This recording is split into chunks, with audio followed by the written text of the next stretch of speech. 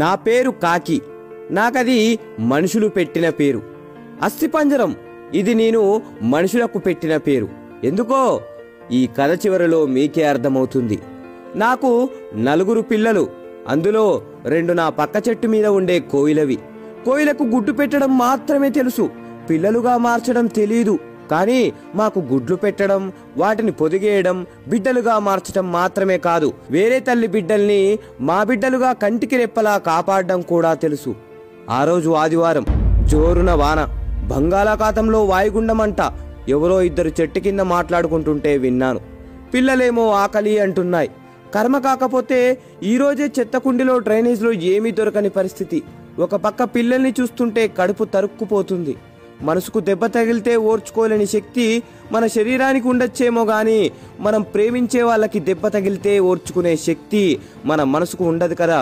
అందుకే వాటి కోసం ఏమైనా తేవడానికి గాల్లోకి ఎగిరాను.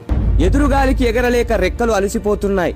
ఆకలి కేకలేస్తున్న పిల్లల పరిస్థితి ఏంటి అనే ఆలోచనలు పెరిగిపోతున్నాయి. వాన చినుకులు విసిరినరాళ్ళలా శరీరానికి తూట్లు పెడుతున్నాయి. కాసేపు అలసట తీర్చుకుందామని ఒక ఇంటి ముందున్న మామిడి చెట్టు మీద వాలాను. సరిగ్గా సమయం మధ్యాహ్నం 12:45. నా అదృష్టం కొద్దీ అప్పుడే ఆ ఇంట్లో భోజనానికి కూర్చున్నారు. వాళ్ళు తినేదాకా ఉంటే కనీసం 4 మెతుకులైనా చేతులు కడిగేసిన కంచాల్లో దొరక్కపోవా అని నా ఆశ. ముందు పచ్చడి, తర్వాత కూర, ఆ తర్వాత సాంబారు, చివరిగా పెరుగు. ఇది వాళ్ళ మెను. మొత్తం 4. ఒకతను మాత్రం ముసలివాడు, ఒక 70 ఏళ్ల వరకు ఉంటాయి. పాపం అతని కంచంలో మాత్రం అన్నం, ఎర్రటి రంగులో మామిడి పచ్చడి. అమ్మా, తాతయ్య కూర వేయచ్చుగా అని పెద్దాయన పక్కనున్న చిన్నపిల్లాడు అన్నాడు. వాడలా అనగానే ఆ పిల్లాడికి ఎదురుగా ఉన్న వాళ్ళ అమ్మ, ఏంట్రా వేసేది, నోరు మూసుకొని తిను, తిండి పెట్టడమే ఎక్కువ, దేవుడు కొంతమందిని తీసుకోపోకుండా భూమికి భారంగా ఎందుకు ఉంచుతాడో అర్థం కాదు, కూరలు కావాలంట కూరలు, ఎక్కడి నుంచి వస్తాయి అని అంది కళ్ళు పెద్దవి చేస్తూ. ఆమెను అలా చూసి సంబంధం లేని నాకే భయమేసింది. ఇక ఆ పిల్లోడెంత? అక్కడ అంతా జరుగుతున్నా ఆ పిల్లాడి నాన్న మాత్రం ఏమీ పట్టనట్టు, ఏవే ఇంకొంచెం సాంబారు పోయి అని పోయించుకొని తింటున్నాడు.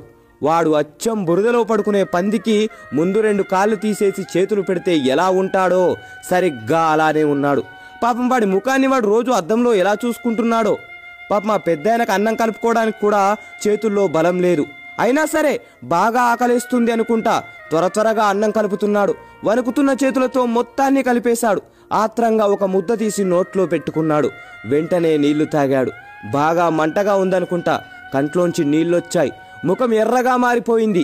ఎదురుగా ఉన్న నెయ్యి వైపు చూశాడు, కానీ అడగడానికి ధైర్యం చాలట్లేదనుకుంటా అలాగే ఉండిపోయాడు.